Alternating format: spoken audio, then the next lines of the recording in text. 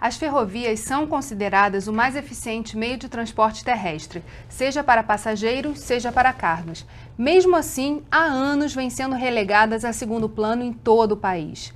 O Rio de Janeiro, considerado estratégico para o setor ferroviário, precisa de investimentos porque, sem eles, não será possível tornar o estado mais competitivo. O Rio em Foco está no ar.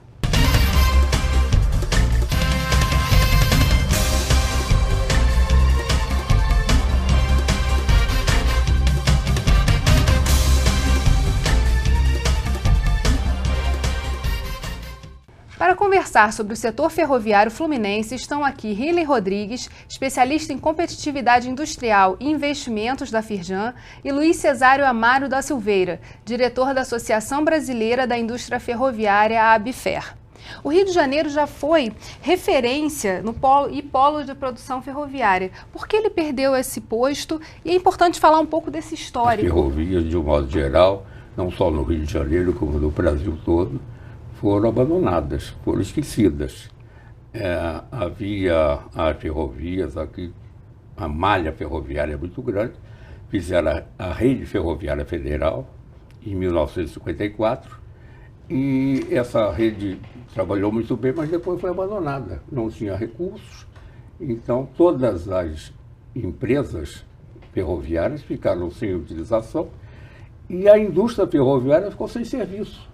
Então, esse problema que aconteceu no sistema ferroviário atingiu, na década de 1990, a indústria ferroviária, que sofreu barbaramente com a falta de encomenda, a ponto de as quatro grandes empresas do sistema fecharem as portas. A Mafers, a Santa Matilde, que é a Companhia Industrial Santa Matilde de Oleuvi, que tinha a fábrica em Lafayette, e aqui em Três Rios, a FNV, tinha fábrica em São Paulo, a Mafesa também com fábrica em São Paulo, e a Cobrasma. As quatro empresas acabaram. A crise começou bem antes disso, porque já nos anos 80, a Santa Matilde entrou em crise em 86. Já nos anos 80 teve essa crise. E é estranho, porque em 1954, quando o governo resolveu estatizar o sistema ferroviário, logo 2 anos após, 10 mil quilômetros de ferrovias já tinham sido simplesmente deixados de funcionar. E 13 empresas privadas foram estatizadas, essas 13 foram simplesmente extintas. A história ferroviária no Rio de Janeiro é extremamente importante antes dessa crise mesmo, porque o Rio de Janeiro foi o pioneiro no sistema ferroviário brasileiro. Em 1854, o Irineu Evangelista de Souza, Barão de Mauá, fez a primeira ferrovia no Brasil, ligando o Porto da Estrela e Magé até o pé da serra. E aí começou o sistema de integração multimodal, que as cargas chegavam no Porto do Rio, iam até o Porto da Estrela e a fábrica no pé da serra e retornava para ser exportado pelo Rio de Janeiro. Então, ferrovias já começaram como elo transporte intermodal. Nós fomos crescendo rapidamente, em poucos anos, eu acho que em menos de 30 anos, o governo na época, o governo federal, na época do Império, construiu 10 mil quilômetros. De 1854 até o fim da República, em 35 anos, até o fim do Império, em 1889, foram construídos 10 mil quilômetros de ferrovia. Naquele tempo que não tinha trator, não tinha maquinária pesada, era a base da pá e da enxada. Nós construímos 10 mil quilômetros, que é mais ou menos a malha que hoje em dia a gente tem em uso. E agora a gente está vendo uma retomada de investimentos e novamente um olhar sobre a ferrovia, justamente pensando numa integração com os portos, não é isso? É verdade. Agora o federal lançou esse programa ferroviário pensando em criar corredores de exportação vindo do interior, vindo das regiões produtoras, sejam elas produtoras agrícolas como também industriais, para os portos. A ideia é você tirar o caminhão da estrada, que caminhão acima de 500 quilômetros, ele dá prejuízo. Ele não é adequado, ele complica a vida na estrada, principalmente nos grandes centros, ele polui muito, então o caminhão não é algo benéfico acima de 500 quilômetros. O grande complicador é que nós não estamos hoje expandindo a nossa malha ferroviária. Nós estamos tentando recuperar nossa malha. Em 1960, nós chegamos a ter 38 mil quilômetros de ferrovias de carga no Brasil. Em 93, nós tínhamos em torno de 29 mil. Hoje nós temos 30 mil. A diferença é que dessas 30 mil, 20 mil são abandonadas, 10 mil são utilizadas, como disse o Cesário, mas explorado mesmo, economicamente explorado, com intensidade, apenas 3 mil quilômetros. Nós caímos de 1960 a 2014 de 38 mil quilômetros de ferrovias exploradas para 3 mil com exploração intensa. E no Rio de Janeiro, quanto a gente tem de ferrovia explorada intensamente? Basicamente a linha da MRS. A linha da FCA, que vai para o norte fluminense, é uma linha hoje subutilizada, inclusive foi devolvida ao governo para entrar nesse programa de concessão. A linha que ia de Campos até Minas Gerais, até Uruaçu, ela vai ter que ser reconstruída, chamada linha mineira. Basicamente você tem a parte do Rio de Janeiro que vai de Duque de Caxias até Itaguaí, sendo utilizado e subindo em direção a Minas Gerais, passando por Japeri e MRS. A falta da ferrovia, a gente vê coisas que são verdadeiras aberrações. Por exemplo, o arroz que é produzido no Rio Grande do Sul, apesar de nós termos 7.500 quilômetros de litoral, que pode usar cabotagem, vai de caminhão para o norte, para o nordeste. A safra produzida no Mato Grosso, a soja produzida no Mato Grosso, ela vem basicamente de caminhão, percorrendo 2.000 quilômetros. Isso, caminhão, carga a granel, é uma coisa assim que é caríssimo, incompatível, não devia ser utilizado. Os Estados Unidos também usa 2.000 quilômetros, mas usa o Missouri e o Mississippi, dois rios que vêm da zona de produção do norte dos Estados Unidos. Então ficamos numa condição de desigualdade, de competição pelo preço caro que a gente paga no transporte rodoviário. Agora, tendo em vista esses investimentos que estão previstos e que estão sendo feitos para a indústria ferroviária, pelo menos para a retomada da ativação dessa indústria, quais são as possibilidades do Rio de Janeiro? Tem duas grandes possibilidades. Primeiro, porque o César Borges, o ministro do Transporte, já disse que na primeira leva de ferrovias a serem licitadas agora, esse ano, vai entrar a ligação que vai do Rio de Janeiro até Campos e Vitória, a Rio Campos Vitória, e também o trecho que vai de Campos a Uruaçu, em Goiás. Então você vai ter o Rio de Janeiro integrando todas as grandes malhas que vai do centro-oeste ao nordeste, a São Paulo e ao sul do Brasil. Então essas novas linhas serão essenciais para você deslanchar o sistema ferroviário do Rio de Janeiro. E a segunda? O segundo grande fato de importância é que o Rio de Janeiro hoje possui talvez o melhor sistema portuário do Brasil. E esse sistema portuário tem desde o minério até os containers e com capacidade para ter os grãos, você obrigatoriamente vai ter de usar a ferrovia. Agora, como vantagem, o marco ferroviário diz que se você não tiver 70% da sua ferrovia, do seu trecho, sendo economicamente utilizado, você é obrigado a abrir para outros transportadores. E no estado do Rio de Janeiro você não chega a 70%. Ou seja, outras cargas de alto valor agregado vão passar a usar a ferrovia no Rio de Janeiro. A gente vai continuar conversando sobre isso no próximo bloco, não saia daí. Rio em Foco, aqui, política e economia caminham juntas.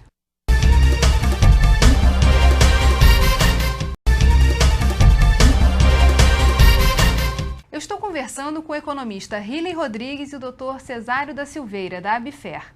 O Rio de Janeiro está ganhando o primeiro terminal logístico ferroviário. Está sendo construído no município de Queimados, numa área de 700 mil metros quadrados.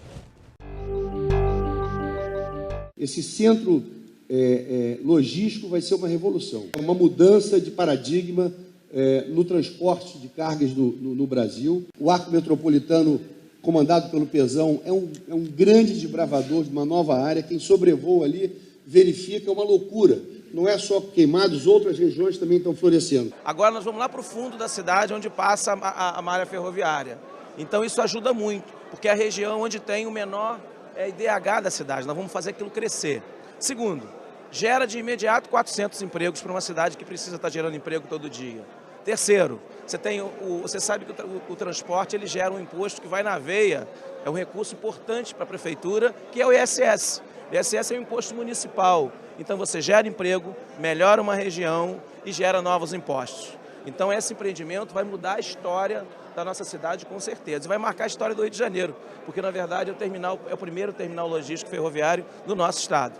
Podemos dizer que esse projeto vai integrar porto, ferrovia e rodovia, que era o que a gente estava dizendo no bloco anterior, que é o que é importante para o desenvolvimento do estado? Sem dúvidas nenhuma.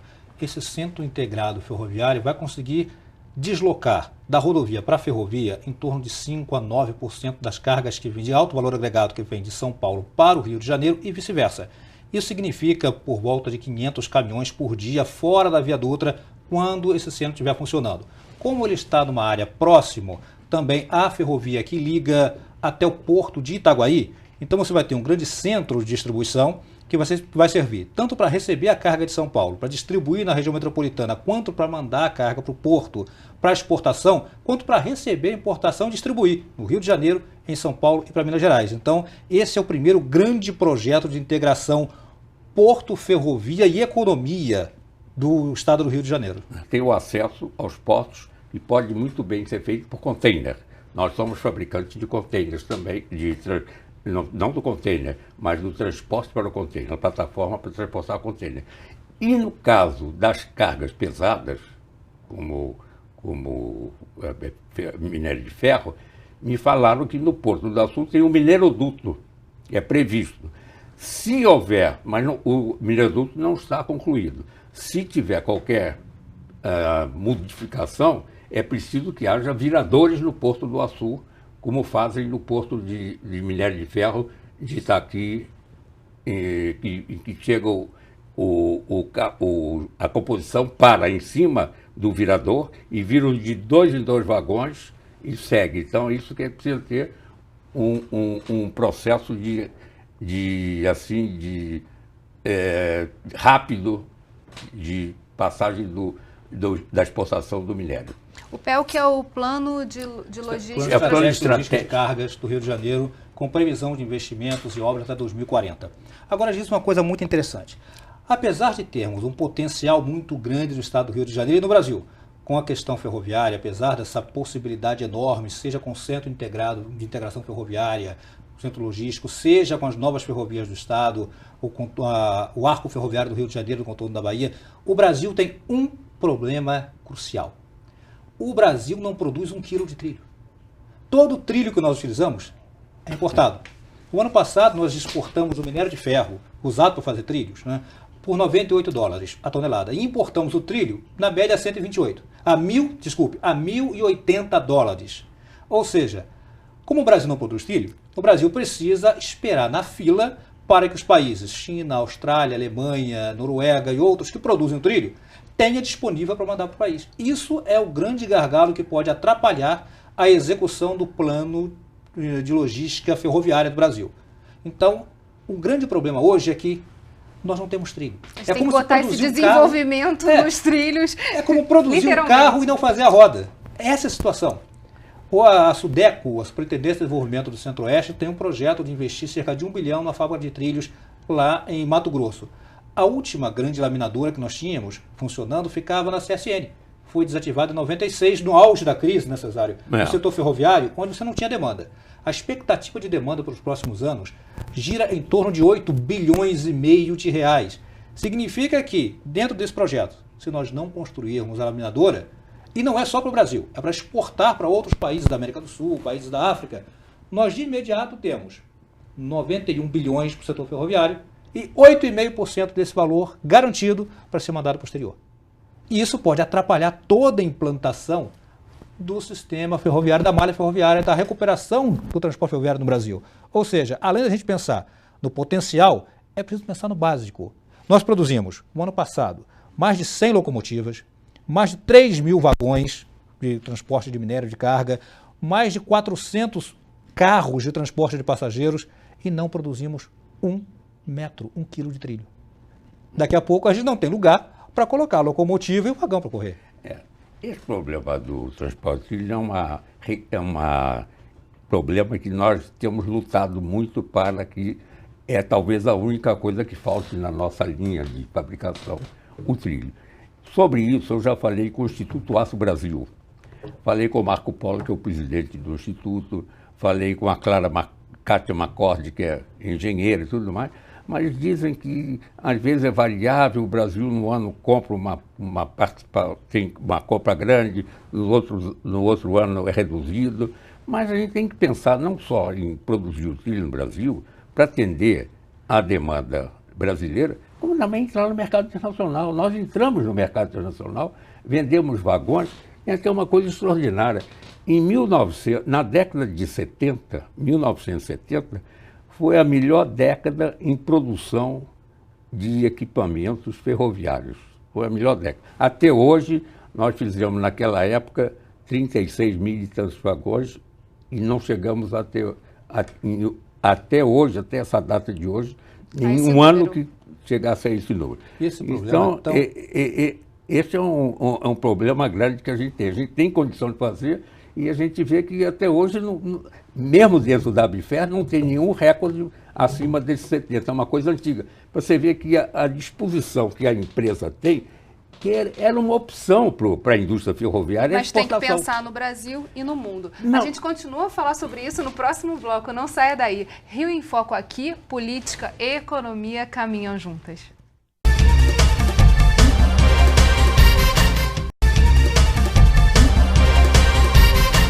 O transporte ferroviário de passageiros é crítico. A Supervia assumiu os trens em 1998. Em 2010, a Odebrecht assumiu o controle da Supervia, mas os problemas continuam com paralisações quase diárias dos serviços.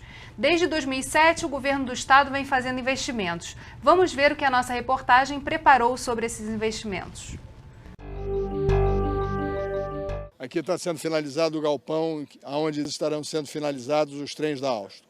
A última tecnologia ferroviária é capaz de transportar 2.400 passageiros de uma vez só, com ar-condicionado, música ambiente, televisão a bordo. A outra situação aqui é que nós estamos experimentando aqui um dos maiores problemas da Supervia e aqui treinando exatamente para aprimorar a capacitação do pessoal nessa melhora. Com o calor do Rio de Janeiro e com a rede aérea muito antiga, o sistema todo da Supervia é um sistema de séculos, ele precisa ser modernizado. Como você está falando em alta tensão, você precisa desligar a rede, fazer uma intervenção complexa. Com essa nova tecnologia, os cabos eles são autoajustáveis, ele é autorregulável.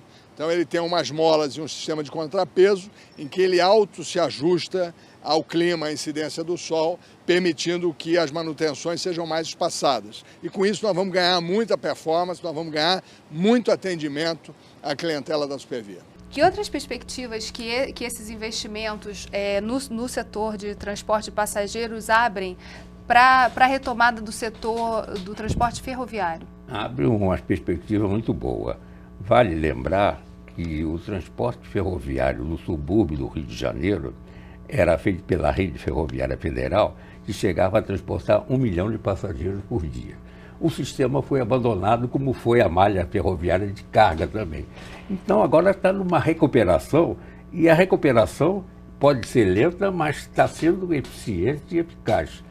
E eu acho também que, não só na parte ferroviária, a indústria ferroviária está atendendo e vai ter melhores condições agora com a fábrica que eles chamam fábrica de montagem da Alstom em Deodoro. Essa vai permitir um atendimento muito rápido para o sistema ferroviário se reerguer como precisa aqui no estado do Rio. Vale lembrar uma situação bastante interessante. O Rio de Janeiro produz equipamentos ferroviários e metroviários de alta qualidade. Você tem agora a fábrica de montagem em Deodoro, mas você tem também a T-Trans em Três Rios, que produz inclusive o aeromóvel lá de Porto Alegre. Você tem a EIF também de equipamentos ferroviários em Três Rios. Você já teve a Santa Matilde, que está agora, pode vir um processo de recuperação no novo polo ferroviário em Três Rios, não a Santa Matilde em si, mas outras empresas. Mas a grande questão do transporte de passageiros no Rio de Janeiro é que ele é centenário. E por ser centenário e ter sido abandonado ao longo das décadas, a recuperação é mais complicada e é mais cara. Não justifica, é claro, você ter problemas diários, problemas conhecidos em pontos conhecidos. O fato é que a rede aérea é uma rede de décadas, que já deveria ser uma rede totalmente nova. Você tem muitos dormentes de madeira em estado precaríssimo, que precisam ser trocados o mais rapidamente possível. Você tem trilhos e passagens de níveis totalmente absurdas no Rio de Janeiro. Então você precisa melhorar. Não adianta você querer colocar apenas mais trens para circular. Você precisa que o sistema seja capaz de suportar esses trens. Sem contar que o sistema tem que ser expandido. E quando falo em expandir o sistema, é óbvio, você tem que recuperar o planejamento de 60 anos. Um exemplo claro, Na década de 50, 1950, um estudo mostrou que você precisava levar o trem, transporte ferroviário, para a Baixada de Jacarepaguá, porque a cidade do Rio de Janeiro ia crescer na direção da Baixada de Jacarepaguá. A cidade cresceu, chegou a Jacarepaguá e o trem não chegou. Você simplesmente parou com o ramal que ia de Santa Cruz a Itaguaí. Itaguaí está crescendo, um grande polo econômico e o trem não chega. Você não tem mais a ligação que ia de Ambaí, em Nova Iguaçu, a São Bento, em Duque de Caxias, e vinha para o centro do Rio de Janeiro. Não tem mais a ligação que fazia o contorno da Baía de Guanabara até Niterói. O sistema ferroviário do Rio de Janeiro não só é abandonado o que existe hoje, como foi totalmente sucateado. Esses investimentos são bons? Sim. Tem de ser mais rápidos? Tem. A AGETRANSP precisa agir de maneira mais intensa junto com o governo do estado, junto com a concessionária? Sim. É possível acelerar? É possível. Mas agora a gente tem uma indústria que está aqui próxima e que está podendo atuar exatamente, em conjunto. Esse era o que faltava. Nós não tínhamos a indústria de equipamentos, a indústria de manutenção, a indústria que fornecia as peças para o sistema ser ampliado de maneira mais rápida. Agora, hoje você tem. A gente, por exemplo, quando fala de indústria automobilística, a gente diz que hoje a gente tem uma condição de desenvolver uma rede de fornecedores no entorno dessa indústria. A gente tem condição hoje de construir uma rede de fornecedores no entorno da indústria ferroviária no estado do Rio de Janeiro? Isso já existe? Eu não diria no estado do Rio de Janeiro, mas no Brasil, sim, atendendo todo o sistema ferroviário do Brasil. Nós temos uma rede. Agora, o problema, eu tive recentemente na Supervia e eles estão com o programa a meta deles é voltar a transportar 1 milhão de passageiros por dia. E para isso eles estão fazendo grandes investimentos. Já receberam os trens chineses, agora estão recebendo os trens da Alstom. E eles esperam que até 2000, nós estamos em 2000, até 2016, março de 2017, eles está crescendo o transporte de passageiro por dia. E deve voltar à meta de 1 milhão em 2015, 2016. Mas deve esclarecer um detalhe muito interessante. Você vai voltar a transportar 1 milhão de passageiros numa demanda muito maior do que você tinha no final da década de 80 e início de 90, quando você já transportava 1 milhão. Ou seja, você vai voltar há 30 anos com uma população que está 30 anos maior. Você ainda tem uma demanda reprimida muito grande. O sistema ainda é pequeno para a cidade do Rio de Janeiro, para a região metropolitana do Rio de Janeiro. 270 quilômetros de sistema ferroviário de passageiros na região metropolitana, que não atinge todos os municípios e que não chega às principais polos geradores de passageiros, é um sistema ineficaz. Não adianta só comprar trens e recuperar a malha que você tem hoje. Você precisa de um redesenho da malha, da ampliação da malha ferroviária e metroviária. Em relação à indústria de fornecedores, ninguém fornece só para o trem, também fornece para o metrô. E ninguém fornece só para o seu quintal. Fornece, como Cesário disse, para o país inteiro e para o seu continente no entorno. Quando você tem uma demanda crescente, implantação de metrô em Curitiba, metrô em outras cidades, você tem trens em outras cidades, VLT sendo implantados. E você tem hoje o governo federal sinalizando para esse mercado, está em expansão, ele está investindo Exatamente. nisso. O que você tem é uma excelente condição de você, A, recuperar o básico, que é você voltar a produzir trilhos. B, criar realmente uma rede de fornecedores local no Rio de Janeiro e em outros pontos para o sistema metroferroviário, que inclui metrô, trem e VLT. O transporte de metrô já conseguiu, bateu a semana passada o recorde, transportando 800 mil passageiros por dia. Ele também está fazendo investimento, está aumentando o número de trens e está terminando a linha 4 agora para chegar na Barra e deve estar chegando no fim do ano que vem. E existe um outro problema também de aumento do metrô, que seria a linha 3. A linha 3 é a que liga aqui o Rio com São Gonçalo, através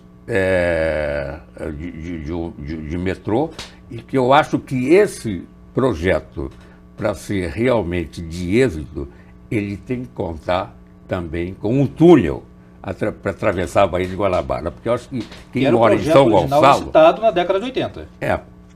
Como está projetado. Na década de 80. Eu acho que a pessoa que vai pegar um trem em São Gonçalo não vai vir para a estação das barcas, para entrar na fila da barca, para depois pegar o metrô no Rio. Bem, mas isso, infelizmente, vai ser um tema que a gente vai ter que discutir num próximo programa, porque o nosso programa chegou ao fim.